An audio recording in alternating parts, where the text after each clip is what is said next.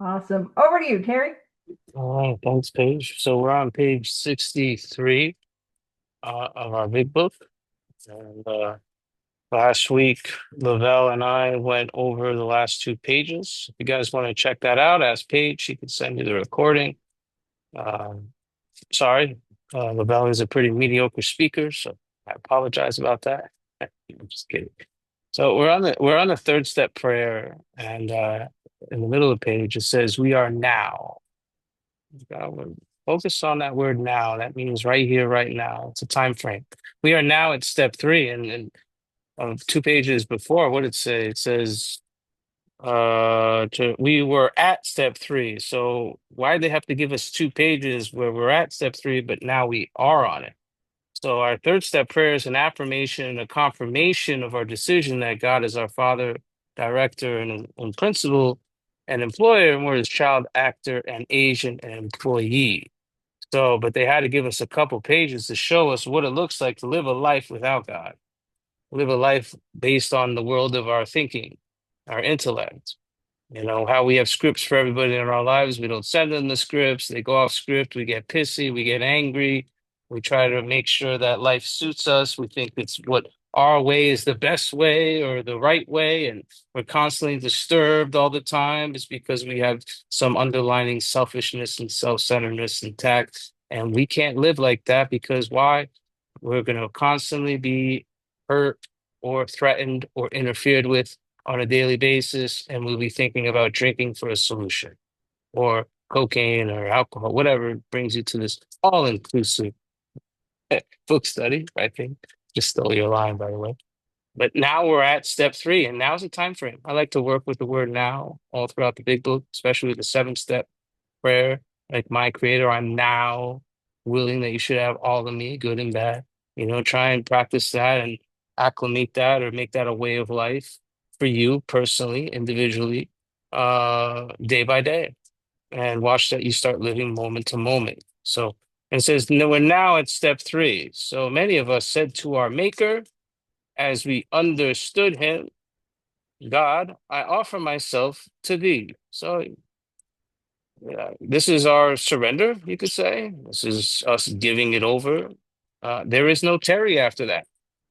It just says what? To build with me and to do with me as thou wilt. Now, I love the word with. With. What does that mean? That means there's participation from me. That's how a relationship is supposed to operate. I mean, anyone been in a one-sided relationship? Kind of sucks. It takes two to tango, right? Am I giving? Am I taking? What am I bringing to the situation? Or am I trying to steal some vicarious pleasure out of this situation? I mean, you got to look at what you're bringing to the table, which is what willingness. You can say that's grace. Sometimes we can't self-will our way into willingness. What am I bringing? I'm bringing where my feet are, right here, right now, with you guys. I'm at step three with you.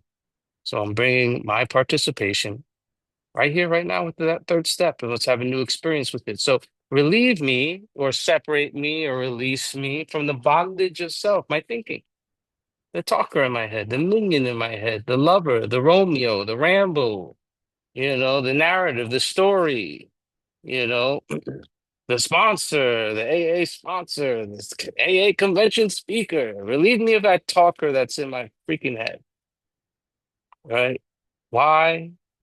So that I may better do God's will or thy will. Now you can take the thys and thous out, make it the wording is quite optional, make it sense for you. What I used to do with this prayer for a long time was I would condense it down into one sentence. Do the right thing right now, Terry. Not the next right thing, do the right thing right now, living from moment to moment, snapshot basis, right? It's a contract that we're going in with God. So take away my difficulties, my defects of character, myself, whatever. Why that victory or transcendence over them may bear witness to those I would help with thy power, thy love, and thy way of life. May I do thy will always, always, always, always. I remember the first time I ever did this prayer. I kept reading it, by the way, because it's all, Bill does terrible job of not bullet pointing stuff in the big one. I like things to be bullet pointed. I like them to be check marked. I like them to be in numerical order so I could understand it. But it's just one continuous sentence, and I kept reading it. Right? There's requirements to taking this third step. And here's one of them. And this was an invisible line to me. I don't know about you, but I missed this line for quite a long time. Not until I felt and experienced immense pain. Pain is the touchstone of all spiritual growth. Why is there immense pain? Because the talker in your head is literally dying and fighting for its life when we're doing this process, because it's living in the now. It does not like to live there, it does not operate there, it does not, chill there, it doesn't kick it there. It doesn't know how to flourish there. So we're poking it right now. We're doing this prayer because prayers are positional. They bring me to the now, right? So this is part of the condition or contract or requirements that we're looking at the third step prayer. We're going to think well before taking this step. So you're going to take a moment to think about it. We could take this step as a group after Paige dissects the crap out of this right after me. We could take a step as a group, think well before taking this step. Take a moment or two, really think this out. What am I really doing here? I'm literally giving up everything. My mind, my body, my spirit, everything. That God is my father, director, principal. I'm just laying all out there. So why I could be useful to another knucklehead or to any individual that's in my way. Right? That's the whole deal. The whole point of third step is get me out of the way so I could be useful. That's what it's basically saying. You're gonna think well before taking that step. So think about it. I used to do this. I recommend that you guys do this with me. We could do this after Paige and go to that secret place that you know and you've experienced and felt the power of God. It could be like, on a mountaintop, could be in nature. My experience was, when my wife came out to see me in Minnesota. She hasn't seen me in about a year. She had a restraining order on me. I was cooking for Cocoa Puffs, right? And then the first time I see her, she gets out of the airport in Minnesota. I'm picking her up, and she stops dead in her tracks. I stop dead in my tracks, and we just connect. She's crying, I'm crying. You see, I felt something there, something I can't really explain, but something I can experience. I go to that secret place when I do this prayer or when I say this prayer. I do that with the seven step prayer. I do that with any additional prayer. I go to some place where I know and I felt the presence of God within me. All right. So I highly recommend that you do that as well. Making sure that we are ready. Ready for what? That we could at last. These are strong words. Like these, I don't know. He doesn't mince words here. We could at last abandon ourselves. I don't know that if you can you give me the 1930s definition of abandon? That'd be great. I know utterly means completely. Abandon ourselves utterly, completely to God. And there's a few other stuff that's in the next sentence. You take this with a spiritual advisor, but it's better to take it with a person you might not misunderstand. So you could do it by yourself. If someone's gonna be like, "Oh, I don't understand what I'm doing here," you're supposed to voice this prayer without reservation, screaming on top of the mountaintop, right? Say this prayer with a loud, say it with enthusiasm, right? And you're gonna also humbly and honestly say it. Those are some requirements that when we do this. And I remember I had no idea what I was doing in the beginning. And thank God I was with someone in the beginning of COVID, my first sponsor, who taught me the mechanics of the Big Book of Alcoholics Anonymous. He would stop. He would stop right after that. After that prayer, the next sentence, which says at once, we would stop and ask people to really think about it. Because you are making the most important decision of your life. You're making the most important decision to step off stage and quit playing freaking God. And what I'm going to do is I'm going to abandon myself utterly to this power by doing the rest of the steps. My third step, what's the whole point of the third step is to put legs on it and make a commitment to that third step by writing inventory, by, by telling somebody in my inventory the fifth step, looking at everything that's objectionable in six, getting on my knees and asking God to remove it in the seventh step, making a list of all the people, about, dot, dot, dot. doing the rest of the steps. Right? They are, I'll shut up after this. You guys ever heard about the three red-tailed hawks on a fence? I know Paige has, so put your earmuffs on, Paige. So you got three red-tailed hawks that are on a fence. Two make a decision to launch out into the sky. See, I didn't like, I heard the three frogs. I was just getting so bored of that story. I just had to spice it up a little bit, right? So, and I like the word launch. So, launch out into the sky. How many red-tailed hawks actually launched out into the sky? Matt, take a guess. Three, one, three. I got the other Matt. Anyone else? Judy's got it. Zero, zero. See, Matt, they made a decision, but they never made a commitment to that decision by doing steps 4 through 12 or 4 through 9, however you want to spin it. All right, back to you, Paige. Pew, pew, pew. Pew pew pew. I love that. I just as soon as he's going to the red tail hawks, I'm like, yeah. I've had a powerful spiritual experience where there was a red tail hawk. So I'm here for that. Now, you asked me to look up the word abandon. And this, I'm going to talk about the dictionary, my 1930s dictionary definition of the word abandon. And I'm also going to use the word abandoned because that's a more useful definition. But as Terry, you were talking about going to that place within when we recall or go back to that memory of that place of connectedness, that place of oneness, that place of presence. This, I think, is where the first definition comes alive. So, abandon, in my, not the official, just a dictionary from the 1930s that I have lying around because I'm fun. In my 1930s dictionary, the word abandon is surrender of oneself to a feeling. To a feeling. It goes on to say giving up to natural impulses, which is perhaps a giving up to that yearning within us for that connection to God.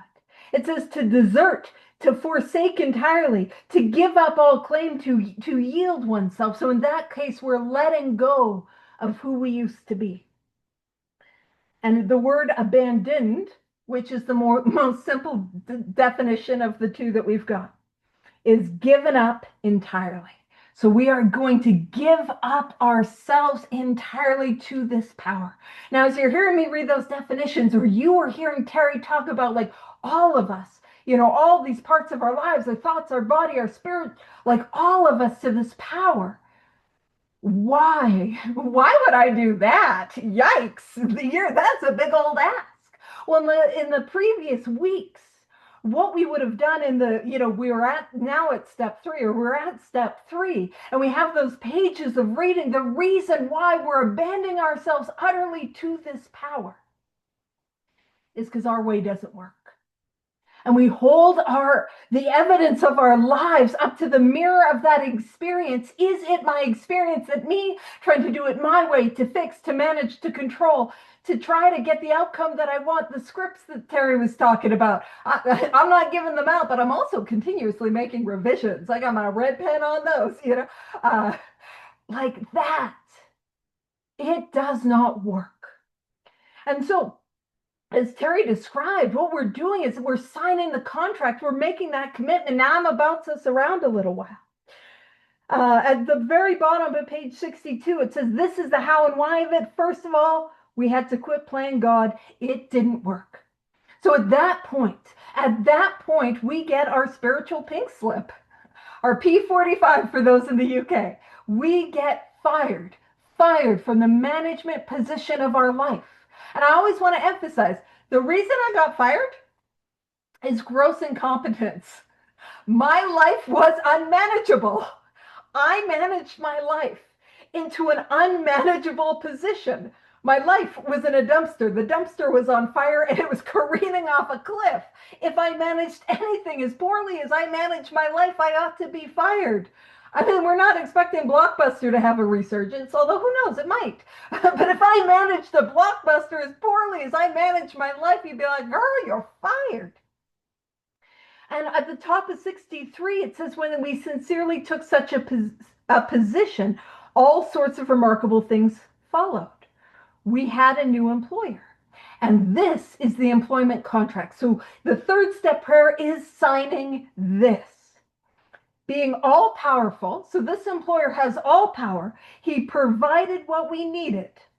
And so that is, now to be fair, most of the jobs that I've ever had, I've never had to sign an employment contract, which they ended about as well as you thought they would.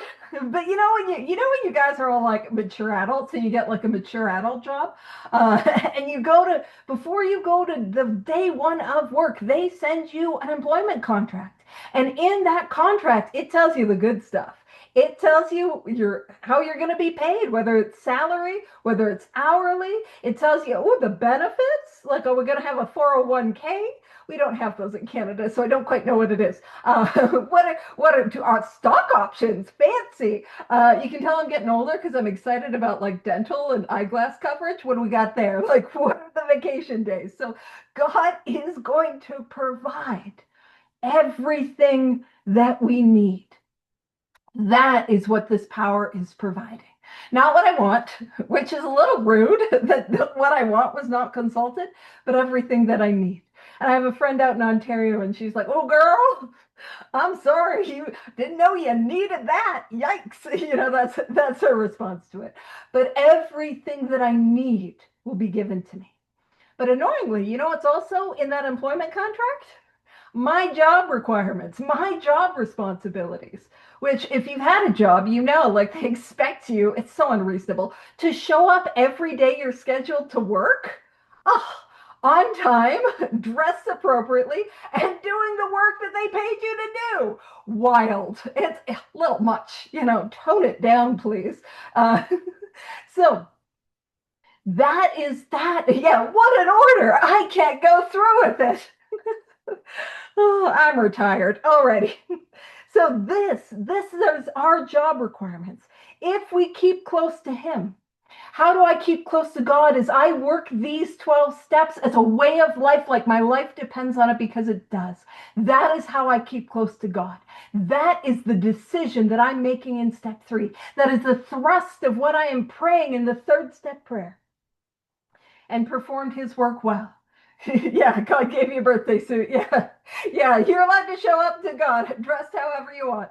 Uh, all right, and performed his work well. What is God's work for somebody like me?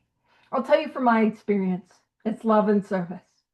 Terry talks a lot about being a joy bringer, being a love bringer. That is my job, to show up and be of love and service to all of God's kids, all of them. I got some news, and I'm going to ruin your day a little bit. Just a little, not all the way.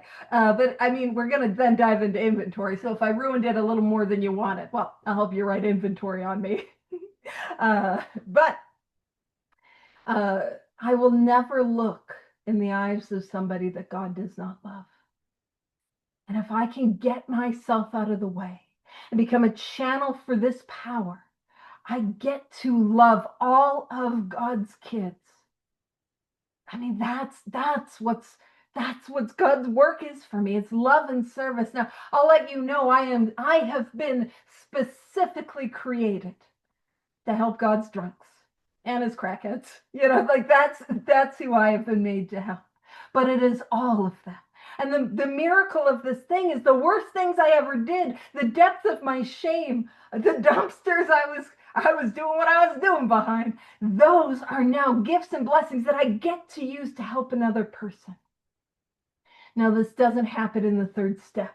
Like Terry says, I can make a decision to dive into this work. I can make a decision to go to the international convention. I did hear a bit of the tape. Lavelle was like, "Oh, we got to get to resentments, to write some resentments on page going to the international." I'll help you with that too.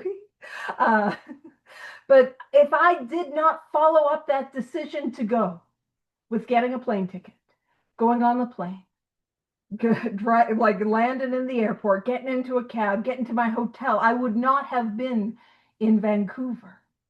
The decision does not get me there. The action gets me there. And so what we're doing when it says we were now at step 3, this is what we're deciding. This is what we're doing. It says, many of ourselves said to our maker, and I will emphasize capital M, maker, another synonym for God. And if you think about being made, now, if this sort of visual doesn't work for you, don't worry about it. The book gave us a lot of them. He is the father, we are his children. He is the employer, I'm the employee. God is the director, I am the actor. Like, he is the agent, he is the principal, I am the agent. Like, those are different ways in which we can orientate ourselves to this power. So if maker does not resonate with you, that's cool. But when I think about being made, it's a little like being created. If you think about the things that you made, the things that you created, other than a mess of our lives. Yeah, newfound friend, that's another beautiful one. I think about being like made intentionally, specifically, with love and with care and attention. And that idea that you have been created with love and care and attention. I mean, that's what we're talking about. And when it says, as we understood him, I always want to emphasize understood in my 1930s dictionary. I'm like, where did I put it? It's over there. In my 1930s dictionary, the word understand means to know through experience. Now, at the third step, I'm not going to have that experiential knowing of this power, but that is what we're growing and building as we go through this work. It says, God, I offer myself to thee. So what am I saying? God, I'm giving myself to you. So what is me? It's you. It is in your hands. And it says to build with me and to do with me as thou wilt. So God, here I am. I'm going to give all of me to you for you to do with what you want. I'm no longer in charge. That's the thrust of that. And when it says, relieve me of the bondage of self that I may better do thy will. What that prayer, at least for me, is summarizing 4 through 9. What I am dying behind is the bondage of self, that restless, irritable discontent, that sense of uselessness, prey to misery and depression, the selfishness, self-centeredness. I'm driven by 100 forms of fear, self-delusion, self-seeking, and self-pity. That is the bondage of self. And I'm asking to be relieved of the bondage of self so that I can better do God's will. So I'm clearing away the stuff inside of me so that this power can flow through me. And then and one of the things I'll point out is the prayers are not, maybe, when you're like a kid and you're like, get me a pony. Like, please get me a pony. This is how my brain works. I'm like, get me a pony prayers. These are not get me a pony prayers. It is not get me a pony. It is, I read that, but I hope that's a picture of a pony that you put in the chat. Oh, it's the names for God. That's way more useful than a picture of a pony. Thank you, Maureen. I don't need pictures of ponies in the chat. This will just take it off. Okay. But it's not just gimme, gimme, gimme. God is not it's not a vending machine. I often talk about, like, I show up to life and I treat life or other human beings as a validation vending machine. I made a little sticker for it. God is not a vending machine. I don't put in, this is what I want, and then it dispenses. I'm asking to be free of these things so that I can work for this power. Relieve me of the bondage of self so that I can work for this power. And then it says, take away my difficulties, not because they're difficult, lemon difficult, easy peasy lemon squeezy. With my niece, I'm always like easy peasy chicken breezy because I like birds and I imagine they love a gentle breeze. And because you get to be an aunt, you get to annoy them a little. Auntie Paige, it's my fave. Alrighty. Take away my difficulties, not because they're difficult, but take away my difficulties so that I can help others.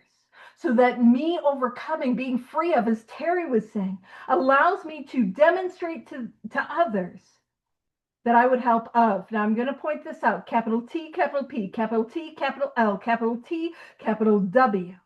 Thy power, thy love, and thy way of life. And again, when we look at capitalizations, those are other synonyms or words that we can use for God. It's capitalized. God's power, God's love, God's way of life. Power, love, way of life.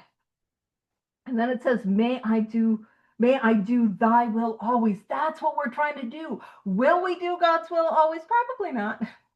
Probably not.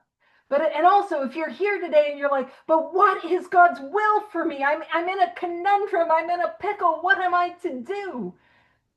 Well, at this point in time, it's inventory. Inventory is God's will for me. Followed up by a fifth step, then a quiet hour, 6 and 7, and then probably the next day we get on step 8 and 9 and we make those amends. We continue that process in 10, and in the evening review in 11, prayer and meditation, and working with others. That is God's will. And a lot of times I'm like, no, no, no, no, no, no. Like Terry, I want the bullet points. Give me the, listen, God, what I would like is the spiritual itinerary. I wish I had a quick name for a travel website, that does an itinerary. Like God is not your whatever travel website it is. What is the itinerary? And it's like, should I get married? Should I take the job? Should I move? And in my experience, I don't think God is as concerned with where I go as how I go. So get married, don't get married. Take the job, don't take the job. Move, stay where you are. What matters is the posture of my heart if I go or if I stay. What matters is the connection that I have with if I go or if I stay. That's what matters, at least for me. Now it says, we thought well before making this step, making sure we were ready. And I've done this talk where we really focus on the threads. This is a monumental decision. And the threads of this third step decision we can see throughout the rest of the book.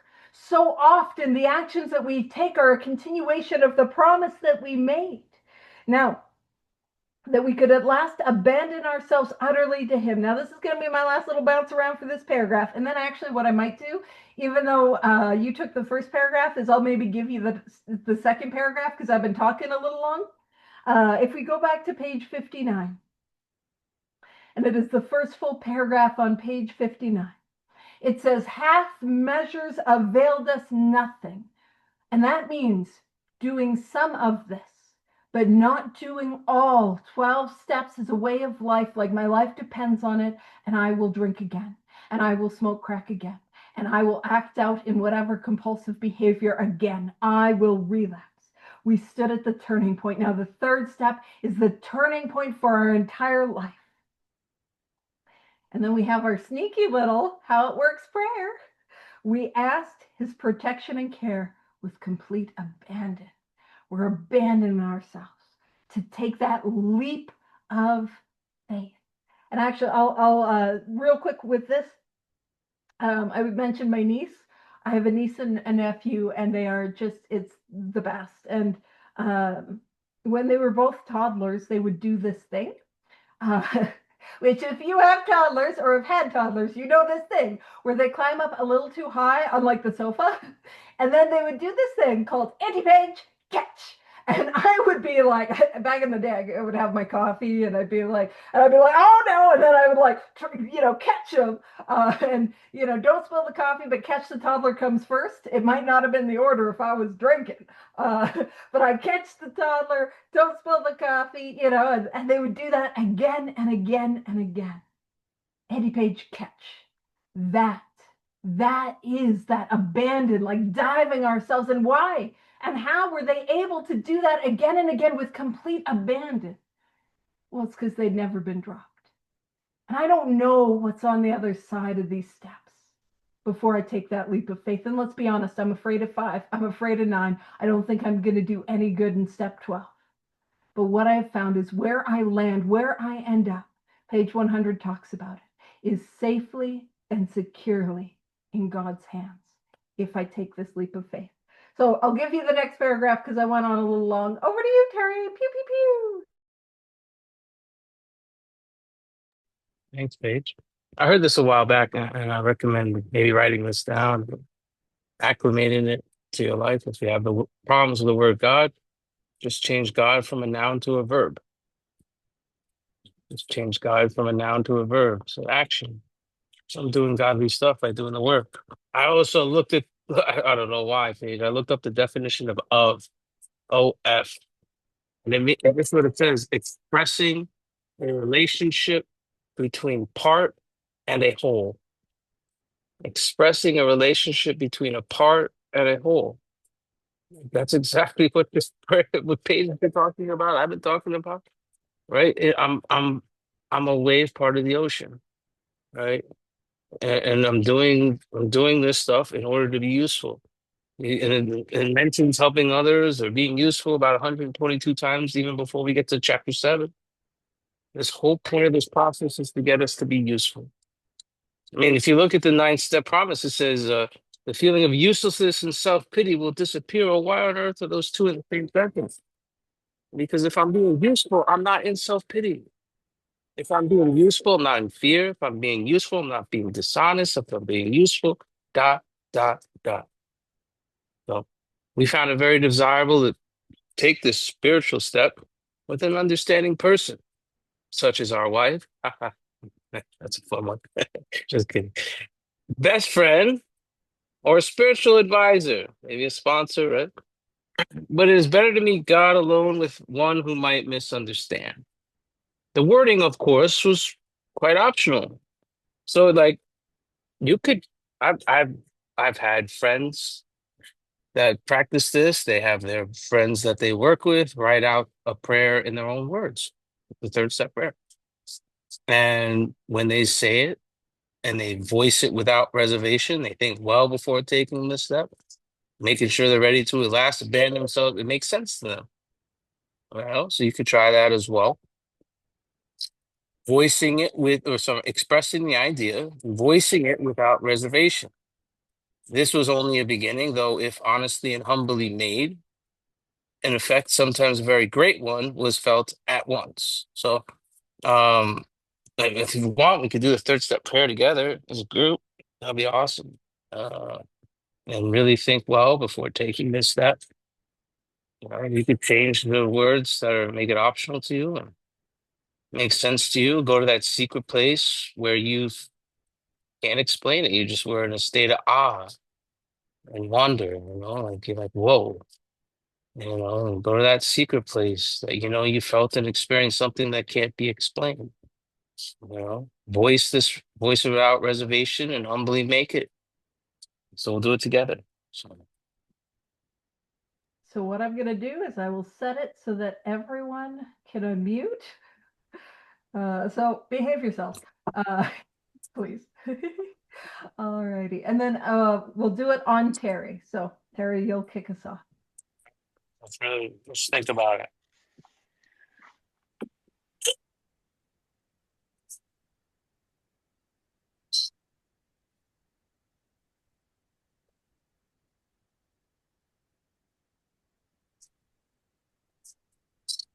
Go to that secret place.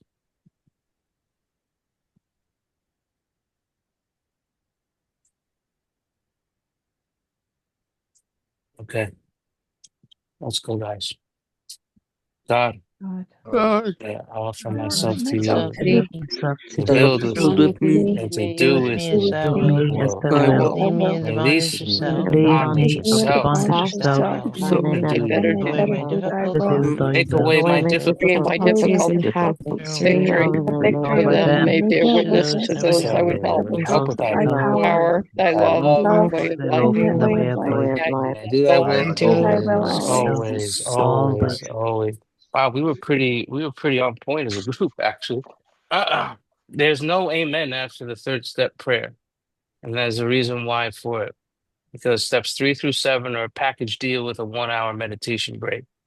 It just says the word next. We launch out into this vigorous course of action. Back to you, Pete. All righty. And I'm going to do the mute all. I'm doing it with love, though. Uh, all righty. No, that was wonderful. That was powerful, and so I'm one of those people that I came from a lineage where that's what we did was you come up with your own version of. We would say the third step prayer together. I would do this with sponsees. I still often do this with sponsees, where we say the third step prayer together, and then I ask them to say it in their own words. And I'll tell you, the most memorable times have been when it's been in a language that I don't speak. I always think that stuff is so cool. I love that. But otherwise, I don't remember any of them. Like, and I emphasize that because when I ask people to do that, they're like, oh. Uh, but one of the things that I do is also to demonstrate that I'm not going to ask you to do something I haven't done. I always throw out, hey, I'll, if you want, I'll say the third step. I'll come up with my own version of the third step prayer, and then you can do one too. And I do it that way. Now, I will tell you why there can be value in doing that. You do not have to do it. Uh, the wording was, of course, quite optional, not it is mandatory that you change it and do it your own way in front of a group of people. Uh, but there's spiritual value in it. Because when I've sat down with sponsees and I've been like, all right, what we're going to do is we're going to say the third step prayer together, and then what I'll do is I'll ask you to come up with your own third step prayer. That is a moment that is uncomfortable. It is awkward, and I'm afraid. I'm afraid you're going to judge me. I'm afraid you're going to reject me. I'm afraid I'm going to sound stupid, and I'm afraid I'm going to be embarrassed. But when I take that little leap of faith and I do it anyways, what happens is my comfort zone grows. And I have that experience to draw upon as I take another leap of faith and dive into inventory. And so that's where that there can be spiritual value in doing that. And I don't always do it with every single sponsee, because there's times where it's like, oh, we just got to go to inventory. Let's go, let's go, let's go. So there's sometimes I don't always do that, but nowadays. But that was a practice that I had for many, many, many years, and often still do. Now, what it says, when I'm reading with sponsees, and it says, we found it very desirable to take this spiritual step with an understanding person, I then say, that's me, such as our wife. That's not me. Best friend, that doesn't need to be me. Or spiritual advisor, that's me again. And then it goes on to say, but it is better to meet God alone than with someone who might misunderstand. That's not me. I'm over here understanding. And actually, when we talk about the third step prayer, I'll share with you guys something. I remember I went to a conference. I was going to tell you where it was. It was up in Edmonton. And man, when a conference just isn't it. We weren't talking solution, and it was a little like, when you're showing up and you're yearning for something and it's just not it. And so it was one of those conferences. And actually at that conference, I had a friend that was doing some workshops, and I'll let you know on a little secret. If you're at like a conference and you're like feeling that like yearning for something where your soul isn't being fed, don't go to the things where you're listening, go to the things where you're doing. Action, action. And so like when I would do some of the workshops where we were actually doing, that's when some of that would lift and I would feel more fed. But there was a speaker, and so I guess one of the convention attendees was like, girl, could you please share on solution? And so she mentioned that. And this was kind of the only solution thing she said. But also, I want to point out, me on my own power, I think I know what a conference is supposed to look like. I think it should be like this, and this should be the speaker, and you know what I mean, playing God and not giving everybody the rule book and the script and all of that. But it was that conference that I got this piece of information that I have used more consistently than anything that I've picked up from any other conference. See, I don't know what's good for me. This conference, which was not super exciting, but again, I just want to reiterate, I'm talking about one that happened in 2017.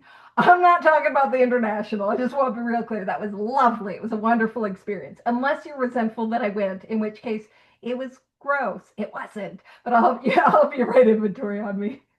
And so this is what I was introduced to, which is the modified third step prayer.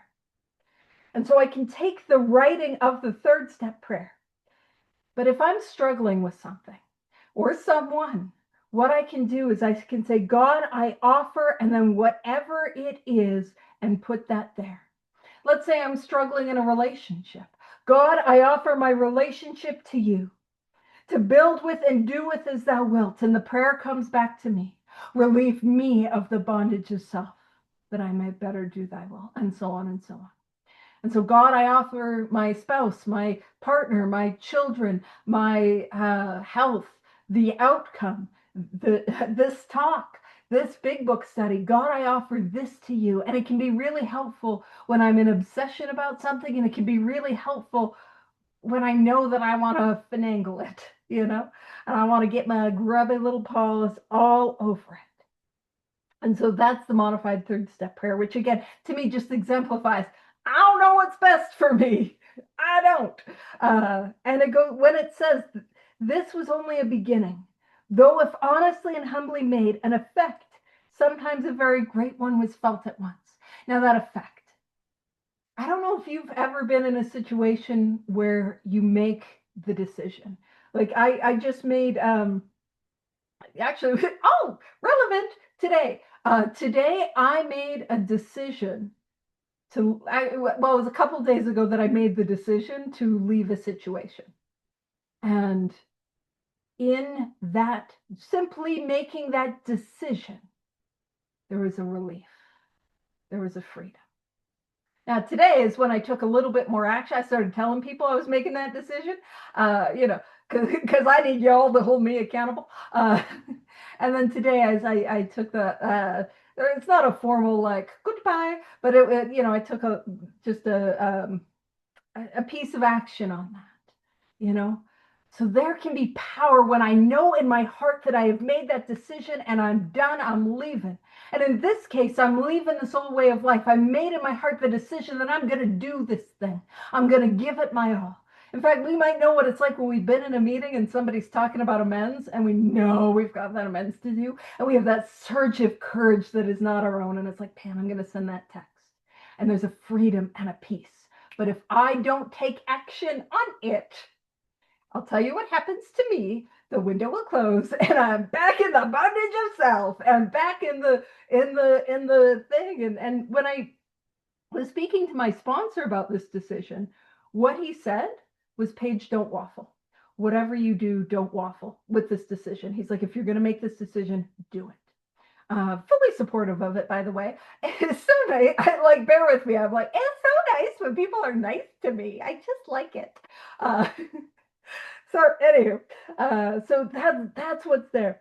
And so it says next. Now, some people would argue, is next a time frame? Well, I've ceased arguing anything or anyone, but it feels like right now, let's go. If I've made that decision, and I thought, well, before, there's nothing left to do but to next. And then it says we launched, which I will emphasize happens with some velocity. Launched, rocket boosters, like, let's go. Launched on a course of vigorous action. Oh no, you mean I'm going to have to actually do it and do it hard, go hard at this? Vigorous, not lackadaisical. He could have used the word lackadaisical action. He didn't. He said vigorous action. I wish I had more synonyms in my little noodle. The first step of which is a personal house cleaning. Now, I love sort of reading this where it's like, all right, I got fired from the management position of my life. God is the principal, and I am the agent. I'm an agent. By the way, this is not what that means, but I think it's more fun to read it this way. Yeah, Candace. Agent Paige, double O Paige, pew pew, working for God. Woo! Agent Paige, what am I doing? Pew pew pew. All right, and this is next we launch. I'm like, oh man, I got rockets, I got rocket fuel, I got my rocket boosters, I'm launching. Oh, where's my I think her name was M, and where's my spy watch and my little Aston Martin that I'm gonna launch? It's gonna turn into a rocket. I'm so excited for my super cool spy stuff. And what do I got? Yeah, W page. It's personal house cleaning. Whoop, whoop. Oh no, I gotta clean the house. And then it says, which many of us have never attempted. And oh man, I have this whole hoarder's house metaphor, but actually what I might do is I might take through the paragraph turn it over to you, and then when you turn it back to me, then I'll do the hoarder's house metaphor because I don't want to take too long. All right. So it says, which many of us have never attempted. Uh-oh, that house has got some grime. Spoilers, it's not good. We'll talk about that in a bit. So it says, though our decision, that is step three, was a vital, and vital means life giving and crucial step. So it was absolutely life giving. It was crucial, as it is an important component. It could have little permanent effect. Uh-oh, I need a permanent effect. If I don't have a permanent effect, I will relapse. I need a permanent effect. Unless, now, whether or not we want to argue about whether next is a time limit, this is. Unless at once. There's no debate. At once is a time limit. Right now, let's go.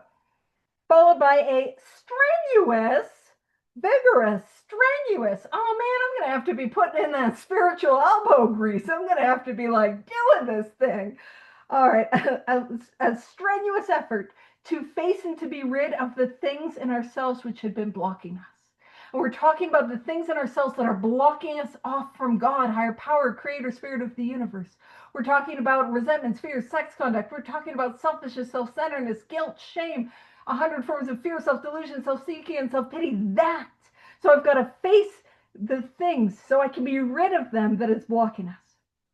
Our liquor was but a symptom.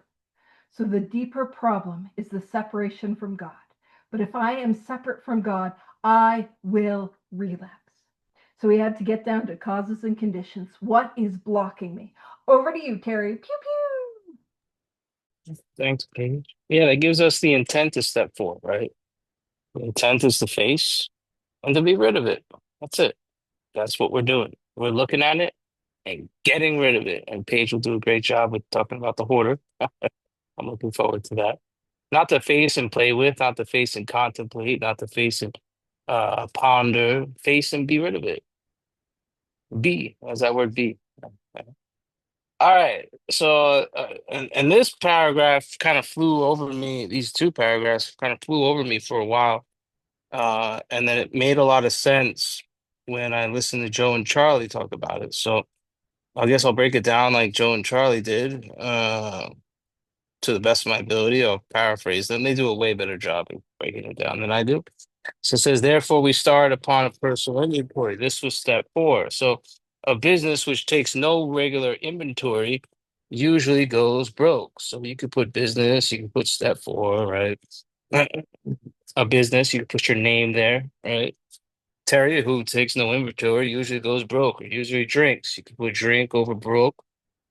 So taking a commercial inventory, so above commercial, put personal, is a fact facing, put the word searching above that. That's our fact findings, I mean searching. And a fact facing, fearless, put the word fearless above that. Process. I told you guys the definition of process, right? It's a series of actions or steps that bring on a particular end. It, put the word personal inventory above the word it, is an effort to discover the truth or morals, put morals above that, about the stock in trade. So put above stock in trade, put myself. One object is to disclose, put the word expose above that. Damaged or unsalable good, right above undamaged or unsalable goods, put flawed thinking. Flawed thinking. Yet again, I stole this from Joe and Charlie, so they get all the credit. Thanks, Joe and Charlie. To get rid of them promptly and without regret. So if the owner or if I, Terry, wants to be successful, business successful, I cannot fool myself about values. So put the word truth about above values. So I guess I'll read that back to you with the words that we put in, right? So, Terry who doesn't take regular inventory usually drinks. Damn. That kind of a business which takes no regular inventory usually goes broke. Think about that. That means I have to continuously write inventory or I will drink again. Hence the reason why we have step 11 or step 10 in place, right? Hence the reason why I have to go through the steps maybe once every 2, 3, 4 years. Why? Because spiritual experience has an expiration date. Sometimes I can't see my own thinking. I don't know where that came from. I can't see what's going on in my mind. It's a brainstorm, it's fog, it's crazy, it's cuckoo for Cocoa Puffs. But then I write it down, I'm like, oh my goodness. See, we're writing about who we are not. When we get rid of that cat, the true authentic self will come out to play. So taking a personal inventory is the searching and fearless process. Personal inventory is an effort to discover or to expose the truth about ourselves. One object is to disclose flawed thinking or expose flawed thinking, and to get rid of our flawed thinking promptly and without regret. If I want to live or I want to be successful, I cannot fool myself about the truth. I hope that makes a little bit more sense to you because it just flew over my head when I was at this shit. But yeah, back to you, Paige. Pew pew. No, absolutely. I love that. And if you've ever worked in a business which took a commercial inventory, you were just seeing what was working, what wasn't. You weren't like, oh, this is the worst Walgreens that ever existed. Oh, this is a terrible Kroger. You're like, oh, these cans of tuna are expired. We gotta mark them and toss them, right? It's that. Now, so I got this hoarder's house metaphor, which ties us in. And so when we look at the hoarder's house metaphor, so what I believe is at the very depth of our soul that there is a spiritual house. Now, if you're picking up what I'm throwing down, now all my metaphors, they are consensual. You don't have to consent to this metaphor. You'd be like, I don't got no house inside me. No, that's fine. You don't. And it's fine if it's an apartment complex. It doesn't matter. But if you're picking up what I'm throwing down, what I want you to know is at the very depth of your soul is a spiritual house. And I want you to know that your house is good. Your house is valuable. Now, I know we got some people from Chicago. So, Chicago, I heard me say it. It came out Chicago. But imagine it's a Frank Lloyd Wright house. That's what you've got in the very depth of your soul. Oh, it is incredible. You guys should see the property value on that one. Oh, now we are no longer talking about your house. We're talking about my house, not yours, mine. Problem with my house is I am a hoarder. It is bad, y'all. Call in TLC, call in the cameras. I am a hoarder. And so it's a mess. Goodness gracious, you can smell my spiritual house down the block. Yikes. Oh, thank goodness there's not a spiritual HOA, or maybe there is. Maybe that's the obsession of the mind that keeps taking me out drinking. Uh, but so what happens is I got in this spiritual house. I've got these things, and I know you guys can't relate to this. I know I'm the only one, but I've got these things, and they're called resentments. I know you guys don't relate. Now, for me, my resentments are like newspapers that are decades old and they're piled all the way from floor to ceiling. And yes, decades. I've been alive for multiple decades. Uh, now, all the way from floor to ceiling. And as they're piled all the way from floor to ceiling, what happens is that blocks out the windows and that light can't come in. And I'm sitting in that darkness. And you see, I don't know about you, but I've got these things, and they're called fears. And those are like the empty bottles and cans that are strewn all over the floor. And you see, I'm in darkness. I can't see where I step or where I stand. And anytime I move, they clank and clatter and sound bigger and louder than they really are. Now, I know I'm the only one on this Zoom call that's got this called sex conduct. I know, just me, just me. Now, my sex conduct is a little like the dead cats behind the freezer. I know they're there. I can smell them. And don't worry, no cats were harmed in the making of this metaphor. It is only a spiritual metaphor. No cats were harmed. And so what do? I'm in this house. The house is good. The house is worthy. The house is valuable, but there is some stuff that's got to go. And so one by one, I pull down those newspapers. And as I do, I have a look at them. And wouldn't you know it, the information was wrong the whole time. I thought it said extra, extra, you all are jerks. Turns out I was the jerk. And that's where the freedom lies. And I pulled down these newspapers one by one. And I put them into bags and into boxes. And as I do that, that light begins to come into the house. And I love this, the metaphor of God as light. We see it all throughout this book. God is light, because light is not simply what I see, it is also the way in which I see. So what I mean by that is, if I go around the corner in my room, there's a room over there, there's no windows, the light is off. But if I go around that corner and I turn on that light, everything in the room has changed, and yet nothing has changed. What I'm talking about is, I start to write some inventory. My childhood got better. Childhood didn't change. Family got better. Family didn't change. The jerks on the road, they started to drive better. They didn't change. But how I see them changes. So God is not simply what I see. God is also the lens through which I see. And as I clear out those newspapers, that light comes in, and I can see that if I rely on that light, I don't have to live in that fear, and I can pick it up and I can clean it up and I can put it into bags and into boxes. And I deal with the cats. And I come up with a sane, sound ideal, so I can be a responsible spiritual pet owner in the future.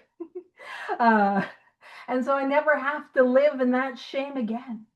And so in the fifth step, when I sit down with God and another human being, I get all of that stuff and I drag it out of the house.